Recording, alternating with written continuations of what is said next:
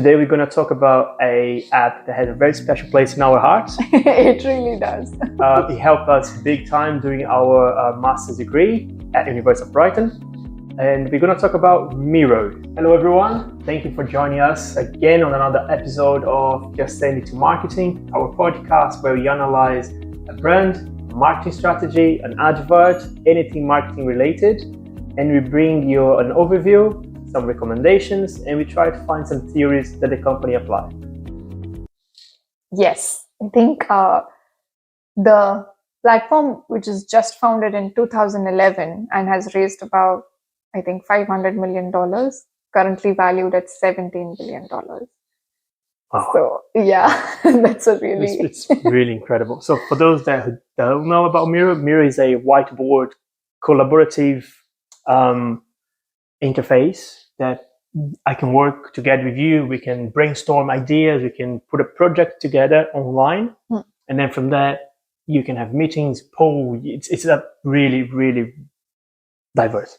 Yeah, it's really diverse tool to use. Yeah. You remember in our project when we were struggling to get on Teams every time or not discuss something complex, you introduced us to Miro, and I don't think, and you know, it could have been easier than Miro because it helped us with its features. It had such small details that we could have a word cloud right there, and at the same time you could see what I have written or vice versa.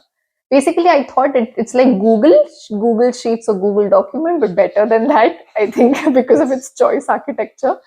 So yeah, and it's really easy to use. I remember because I used to use at work, so for me it was quite easy and straightforward to use. Keep using for our project, right? But for you and the rest of the group, because it was something new, it had to be something easy, and that's basically Miro USP. They portray themselves as easy to use and affordable, and it's true. You know, the free version is pretty complete. It's not one of those apps that the free version it lacks of features. It doesn't. And if you want to go premium, you can. But if you want to just keep free, it works just as good. Right. And that's what we used. We used the free student version. Yeah, we used it. Yeah. And it helped us big time because to accommodate four people, different work lives and families and everything that was going on at the same time. Right. We sometimes were having meetings at 8, 9 p.m. We did. And if it wasn't for Miro, I don't think we would have got the distinction we got. I think so too. It's been a savior and how, and not just in terms of, not just in terms of theories. I don't think we have just written content there. We have designed, we have, put it in a word cloud. We have portrayed it in a, presentation format as well, because when you open the board, you see everything what you have in mind. And I think it's not just great for startups, but also I think for big organizations. So, because for example, you and me don't need to be in the same location to access Miro. You can be in any corner of the world and still we can work live. That's right. Yeah. And from using Miro, from researching about Miro, what are the theories that you could find that they use? With theories, I think Miro is currently doing cross-screen marketing where they track and they target. So I think they have already tracked who is in need of Miro.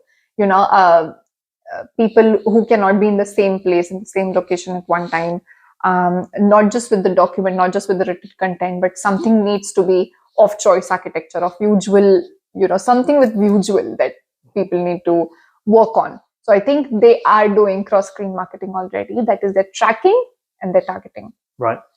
Second, I think they're doing community marketing in a very, very good sense. They have this huge community of Miroverse.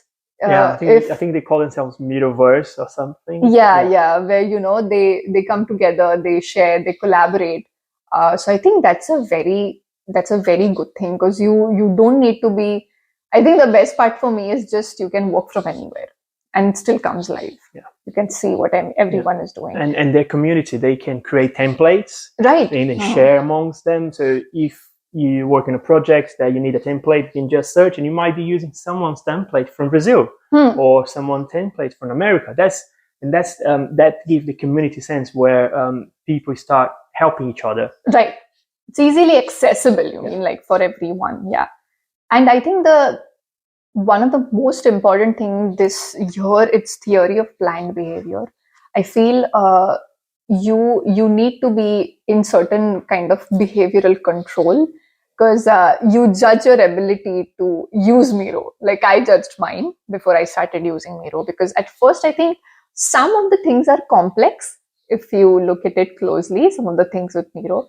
So I think that is a theory of planned behavior where I judge myself of my ability to use Miro, and that indirectly affected my decision of using it. Right. So I think that is a theory consumers are gonna get it. So I think, yeah, these are the few important ones. But as I said, it was the con I felt that some things are complex.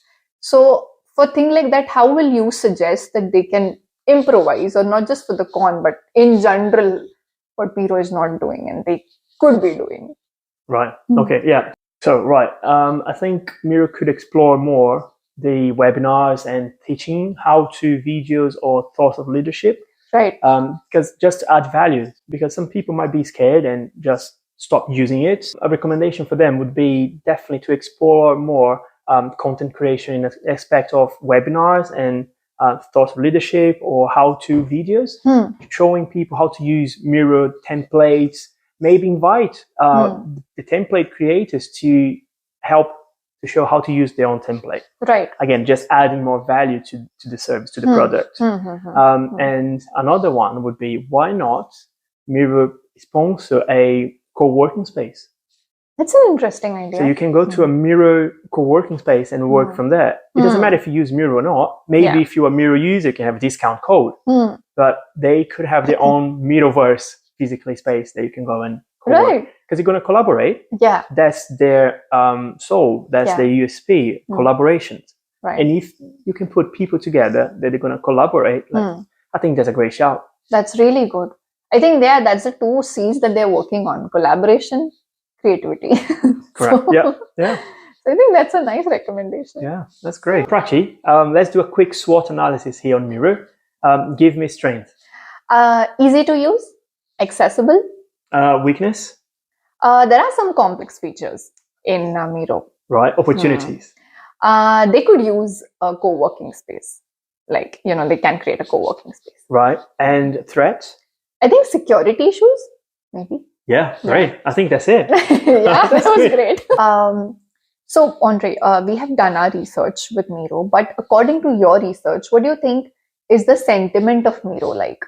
Right. So, after reading a lot about Miro, I can find that the positive sentiment revolves around being easy to use, affordable. When you compare with the key competitors, Miro stay on the mid-range price, even though it has a freemium, that's what they call freemium features. Okay. And the negative side, people tend to complain that sometimes it can get quite slow and buggy. Oh. But overall, it's way more positive than negative. It is, for sure. Yeah, we know that. We know that. So I think that's it for today, for this Miro episode. Again, thank you very much for tuning in, and I hope you enjoyed. And see you in the next one. Thank you. Bye.